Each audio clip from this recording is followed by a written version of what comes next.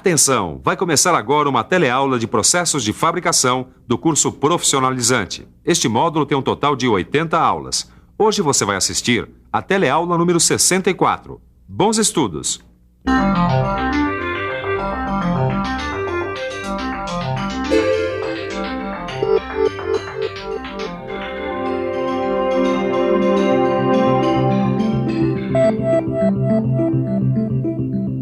Oi, chegou na horinha. Hoje nós vamos dar uma boa estudada em um novo tipo de corte. O corte plasma. Você não imagina do que esse corte é capaz. Sua máquina parece ter sido feita em outro mundo. Mas fica tranquilo, porque você vai ver isso e muito mais na teleaula de hoje.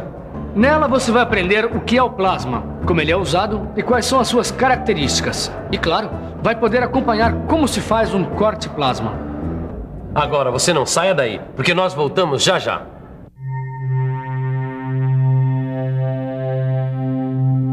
Sólido, líquido e gasoso. Você já deve ter ouvido muitas vezes que a matéria pode se apresentar nesses 3 estados, né? Realmente eles são bastante conhecidos. Mas o que talvez você não saiba é que existe ainda o plasma, conhecido como o 4º estado da matéria. Para você entender como o plasma é produzido, vamos continuar pensando na água. Considerando os 3 estados físicos da matéria, ou seja, o sólido, o líquido e o gasoso, vamos ter o gelo, a água e o vapor. A diferença básica entre esses 3 estados é o quanto de energia existe em cada um deles. Quer ver? Se o gelo receber uma certa quantidade de energia, por exemplo, através do aquecimento, ele vai derreter até virar água. E se essa água continuar a ser aquecida, ou seja, continuar recebendo energia, ela vai começar a evaporar. Continuando a aumentar a energia nesse vapor formado até atingir alguns milhares de graus Celsius, algumas de suas propriedades vão se alterar, como, por exemplo, as características elétricas. Esse processo é chamado ionização, e quando ocorre, os gases viram plasma. Bom, que os gases viram plasma, você já entendeu. Agora, sabe qual é a característica mais importante do plasma? É que ele é um condutor elétrico, assim como esses fios aqui, ó. E quanto menor for o local onde ele estiver, mais alta vai ser a sua temperatura. Isso é fácil de entender se a gente pensar na passagem da corrente elétrica por esse fio aqui. Se o fio for fino, a resistência à passagem da corrente elétrica vai ser grande e o fio vai esquentar. Um ferro de solda como esse, de alta potência, deve usar fios mais grossos, como este aqui. Por quê? Porque a resistência à passagem da corrente elétrica num fio mais grosso é menor e assim ele não esquenta. Por isso mesmo, ele é mais seguro. E olha só, Tito, o mais interessante é que esse processo foi descoberto por acaso. Como por acaso? Você está falando do quê, Caio? Estou falando do surgimento do processo de corte a arco plasma. Quer dizer que o corte plasma foi descoberto meio sem querer? Pelo que está escrito aqui, sim. É que em 1950, o processo de soldagem TIG era o grande método usado para a solda de metais nobres. Bom, enquanto os cientistas desenvolviam esse processo de soldagem, eles descobriram se eles diminuíssem o diâmetro do bucal, por onde saía a tocha de gás usada para a soldagem, acontecia uma coisa muito interessante. As propriedades do arco elétrico do equipamento de soldagem ficavam diferentes. Agora, você quer saber o que aconteceu? Bom, então fique por dentro.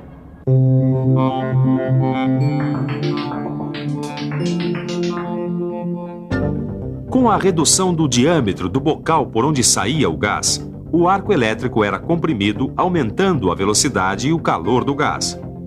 Então, quando saía pelo bocal, o gás ionizado, em vez de soldar, cortava os metais. Agora que você já entendeu como funciona o plasma e por que ele é capaz de cortar placas de metal, você precisa conhecer as características do arco plasma. Elas variam de acordo com o tipo de gás de corte, com a quantidade de vazão, com o diâmetro do bocal do bico de corte utilizado e também com a tensão do arco elétrico. Todos esses elementos precisam ser controlados e usados de acordo com alguns princípios técnicos, para que se chegue a um bom rendimento do trabalho. Quer ver como isso acontece na prática? Se for usada uma baixa vazão de gás, o jato de plasma vai ter uma temperatura alta e vai concentrar muito calor na superfície. Esta é uma situação ideal para se fazer uma boa soldagem. Agora, Por outro lado, se a vazão de gás for aumentada, a velocidade do jato de plasma vai ser tão grande que vai empurrar o metal fundido através da peça de trabalho, provocando o corte do material. Para fazer o corte a arco plasma, existem máquinas muito sofisticadas. Elas contam com um comando numérico computadorizado, que além de possuir todos os movimentos automatizados, também possuem um monitor para o operador programar todos os parâmetros de corte. Existe ainda um programa com o perfil da peça que vai ser cortada, e o que é melhor, dá para simular uma situação de corte e conferir se a peça cortada vai ter mesmo o perfil desejado. Já pensou na grande economia que isso significa? Afinal, dá para corrigir o perfil sem o desperdício das peças cortadas erradas.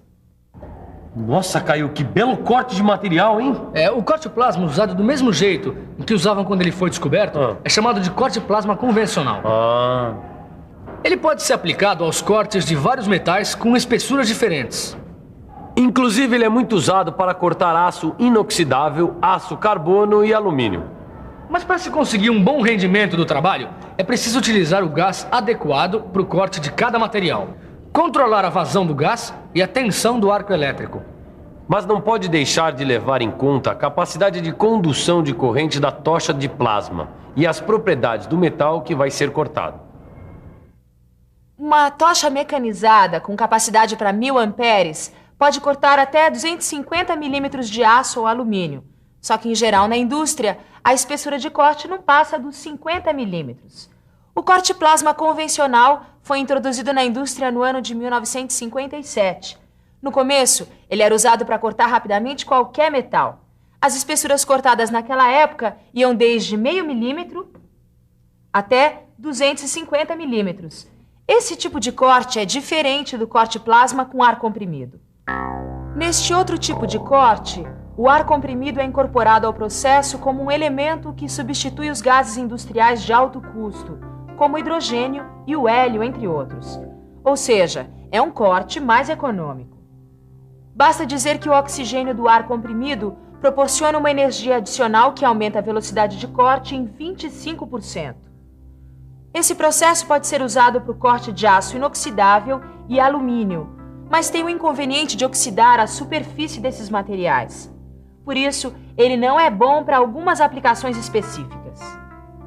Mas além de não ser bom para algumas aplicações específicas, o corte plasma com ar comprimido apresenta algumas desvantagens. A principal delas é que nesse processo há uma aceleração do desgaste do eletrodo. Só para você ter uma ideia, um eletrodo de tungstênio, por exemplo, acaba em poucos segundos se o gás de corte tiver oxigênio.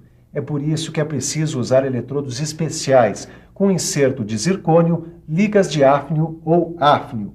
Mas mesmo usando esses eletrodos especiais, a vida útil deles é muito menor do que a dos eletrodos do processo de plasma convencional. Agora existe uma outra possibilidade, que é fazer o corte utilizando um equipamento manual como este aqui.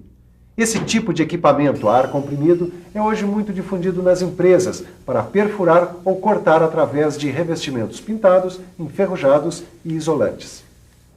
Independente de ser um processo de plasma convencional ou de plasma com ar comprimido, tem um ponto, Tito, que a gente não pode descuidar de jeito nenhum. Esse eu já sei do que você está falando, Caio. Da segurança no processo. Exatamente. É que durante o corte plasma é produzido um calor muito alto, o que é uma característica desse processo. Sem falar que esse processo produz fumaça e gases tóxicos. E as altas correntes elétricas usadas fazem um barulho muito alto. Por isso, é fundamental que o local de trabalho tenha uma boa ventilação e que o operador use protetores de ouvido, vestimentas especiais que o protejam contra a radiação ultravioleta. Sem dúvida nenhuma, esses cuidados são básicos para um trabalho bem realizado, dentro de um ambiente que ofereça segurança e boas condições para a saúde. E é com essa preocupação que foi desenvolvida uma camada protetora com água ao redor da tocha de plasma. Ela é conhecida como mufla d'água. Graças ao seu uso, o nível de ruído do processo de corte plasma fica bastante reduzido. A fumaça e os gases tóxicos ficam limitados à barreira d'água. A intensidade de luz do arco plasma é reduzida a níveis que não prejudicam os olhos. E a radiação ultravioleta também diminui muito. Você viu só o que esse simples líquido pode fazer?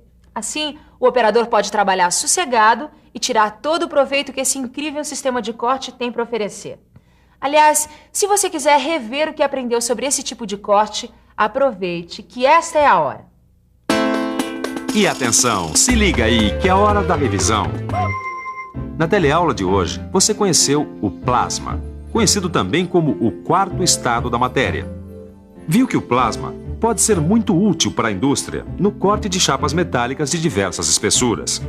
Acompanhou alguns fatores que podem interferir nas características do arco plasma. E ficou conhecendo 2 tipos de corte plasma, o convencional e o com ar comprimido. Por fim, você aprendeu algumas medidas muito importantes para se conseguir segurança no corte plasma. Agora, para aprender de vez todos os detalhes do corte plasma, nada melhor do que abrir seu livro de estudos e resolver todos os exercícios. Assim, além de dissipar todas as suas dúvidas, você se prepara para aprender mais processos de fabricação na nossa próxima teleaula. Bons estudos e até lá!